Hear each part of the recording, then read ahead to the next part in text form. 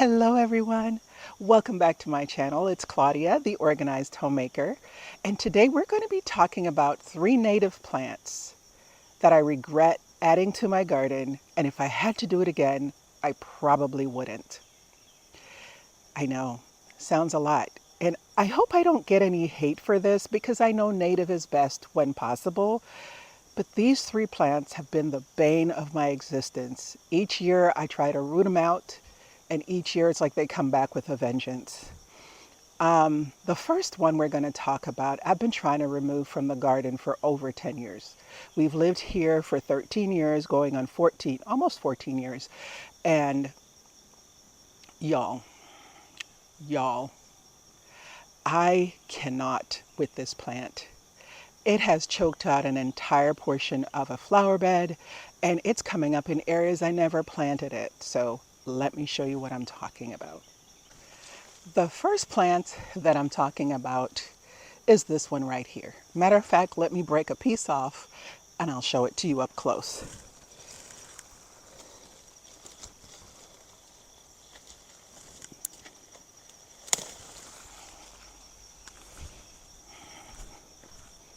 This is called the obedient plant, or as I have fondly nicknamed it, the disobedient plant. This plant does not stay put. The obedient plant is hardy to zone 8. It is from the mint family, so that is a note of caution. You know, anything that has mint tend to spread underground via rhizomes and their root system. So it is an aggressive spreader. I would label it as somewhat thuggish, and it will actually choke out anything that's in its way. I would recommend it for areas where you have a plant that is very aggressive, maybe poison ivy. I think this would give poison ivy a run for its money. It is called that way because you can position the blooms in any direction that you want and it'll actually stay. So as you can see, these were shaped this way. I moved them that way and they stayed, and then I turned them towards the center and they are now center facing. So that is how it got its name.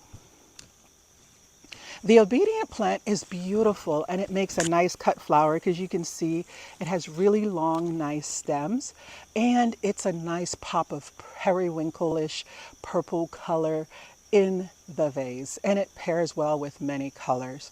I love the foliage even. It's a pretty flower. The issue is it doesn't stay where it should. It does not behave, and it is an aggressive spreader. If it would behave a little better, I would plant this everywhere in my garden because, as you can clearly see, it adds a nice purple touch and it is very, very pretty. Since it is a native plant, we can't call it invasive, but we can say it is very aggressive. This plant has been known to choke out things that are around it, so it makes for a good plant to plant in place of things that you don't want. So if you have an area where you have something spreading, sorry, I have some wayward blooms on my finger. If you have an area in your garden where you want to have something spread and take over, this is a good option. Just make sure that you have a hard stop so it doesn't continue to spread where you don't want it. It is a perennial, comes back every year. It is very, very hardy. We got down to 7 degrees last year. It did fine, no problems. It's just a really pretty plant.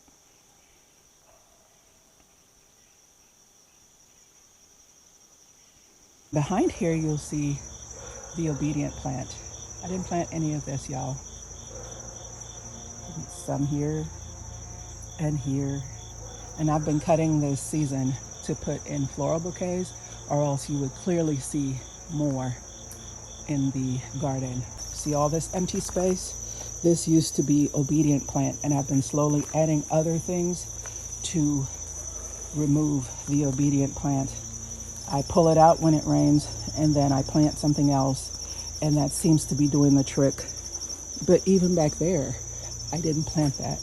And so, although it's pretty, the fact that it chokes out what I really do want makes me unhappy, you know?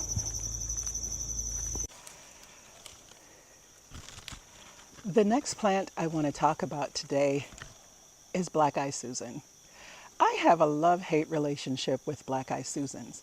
I love them because they anchor the garden in the hottest part of the summer here in Georgia, when a lot of other things have petered out or have taken a pause. They're still blooming. What don't I like about them? The fact that they spread aggressively. I only planted this in one area in my yard, and I now have it in every flower bed. That's partly due to the goldfinches that frequent my yard. They use it as a source of food, and they take it and drop it, all over. So I have it popping up. But the other thing is, after they're done blooming, they look horrible. I mean, look at the leaves on this thing. They all usually turn like this. And then it just looks decrepit in the whole flower bed. This entire section here is just, it's terrible. I have had to go through the garden already this season and pull out quite a few of the blooms that I had that were faded, because all you could see were just clumps of black and brown, and it made the garden look very untidy. That's what I don't love about them. I do keep some though, because I like to feed the finches and other birds that feed on the seed heads in the winter months. But what I've decided to do is be strategic in where I leave them standing. So yeah, Black-Eyed Susans is my other. Now, Black-Eyed Susan is a perennial. It is non-invasive but thuggish, aggressively growing in the garden. I do recommend it for contrast and colors. It's great in floral arrangements for the fall.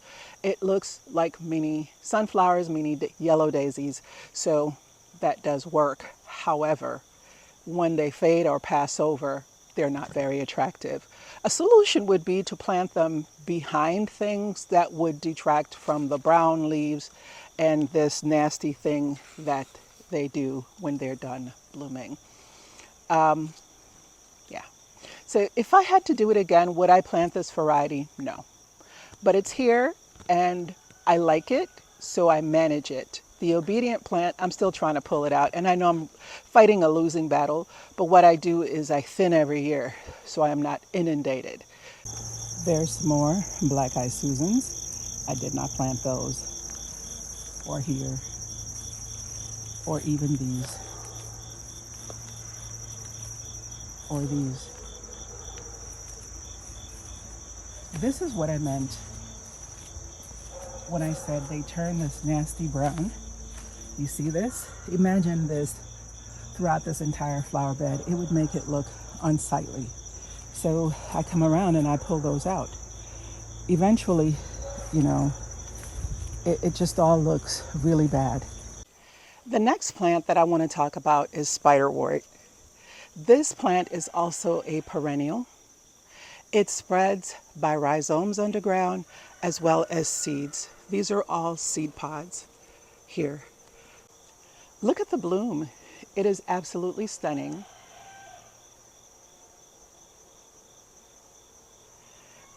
It blooms really early in the spring, and so when a lot of things are asleep, it's blooming its little head off.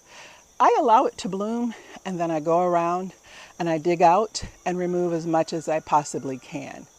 This thing is an aggressive self-seeder also, so I find it in places I never intended it to grow. It is one of those plants that truly is a bother because it will choke things out. Those runners underground are extremely aggressive, and it's just horrible. Now this one has a touch of rust, and you can see what it looks like ordinarily. But for the most part, they look like this. And the wispy leaves as a nice element to a floral arrangement as well. So here's what I do. I'm stuck with them, right? So what I've decided is I might as well make the most of them. I just spend a good deal of time, more than I actually want to every year, removing these particular plants out my garden. Isn't that beautiful? And that would really add to a bouquet. But imagine this, everywhere you look in the yard and the fact that you didn't plant it, that becomes a problem. The fact that it grows and chokes other thing out is also a problem. So that is where I have a problem. Now, of these 3 plants, Black Eye Susan is probably the easiest to control, in the sense that I can pull it out just by pulling on it and know that that's it. It will spring back most likely because it will have self-seeded some, but it's easy to remove. The obedient plant, if I can get it on a day when it's just rained, I can also get a handle on it and kind of get that under control.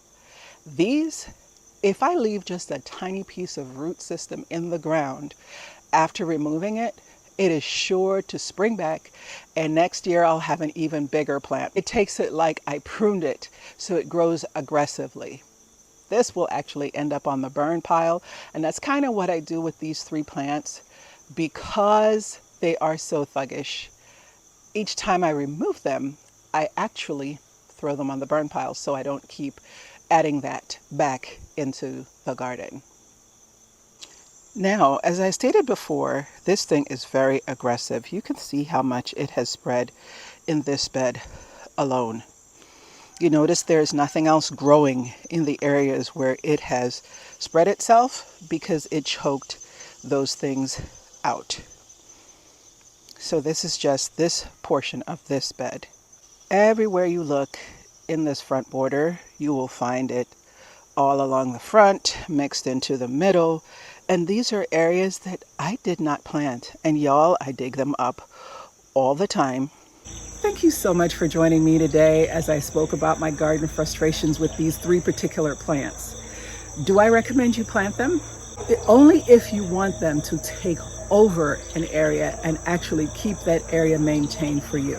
They'd be a good solution to an area with erosion, so forth and so on.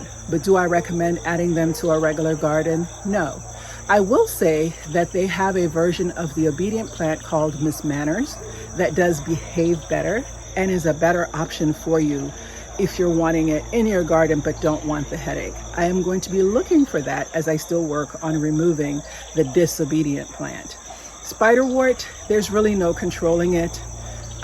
One of the solutions is just to embrace it. I've learned to embrace it begrudgingly, but I still work on removing as much as I possibly can so it doesn't take over the whole entire garden.